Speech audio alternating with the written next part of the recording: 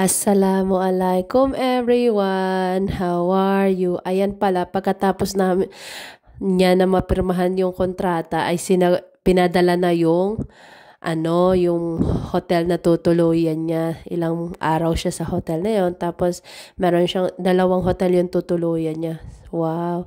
Kaya sabi ko sa kanya, baby, ang ganda naman ng hotel na pupuntahan mo. 'Di ba malapit yan sa beach? Sabi niya, oo, nakita ko na yan dati nung naglalakad ako dyan sa Adelaide. Sabi ko ganun sa kanya.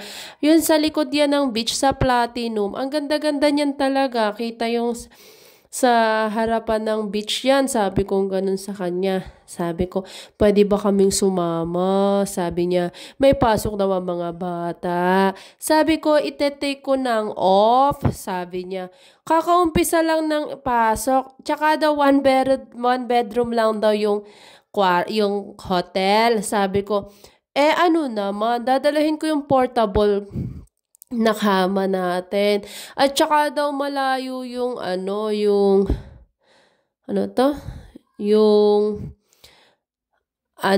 bibiyahihin, 8 hours drive. Mapapagod lang daw ako. Sabi ko, hayaan mo na. Ano naman, kaya ko naman akong mag-drive. Inaawitan ko talaga yung baby ko na yan. Hindi naman sa ayaw niya. Kaso lang kasi, syempre, pag ako nag-drive doon, ilan yung dala ko? 6. Tapos, hindi naman kami diretso na makakapunta ng 8 hours doon. Syempre, patigil-tigil kami. Sabi ko, alam mo naman, baby, na ayokong nawawalay ka sa akin kasi love kita. Sabi ko ganun sa kanya. At inaawitan ko pa siya kasi yung isang hotel na pupuntahan niya ay sobrang ganda talaga. Sabi ko, baby, sige na, sama na ako doon. Sabi, ay may pasok nga daw ang mga bata. Alam niyo ba, namimiss ko ng aking asawa. Umalis na nga pala siya ngayon.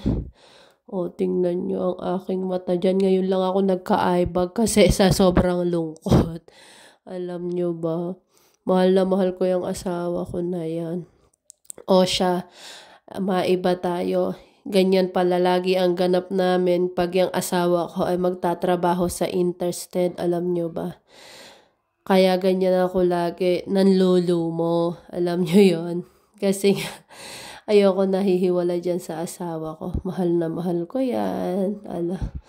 Sana nga makabalik na siya. Kaso kakaalis lang niya para babalik. 2 buwan pala siyang mawawala.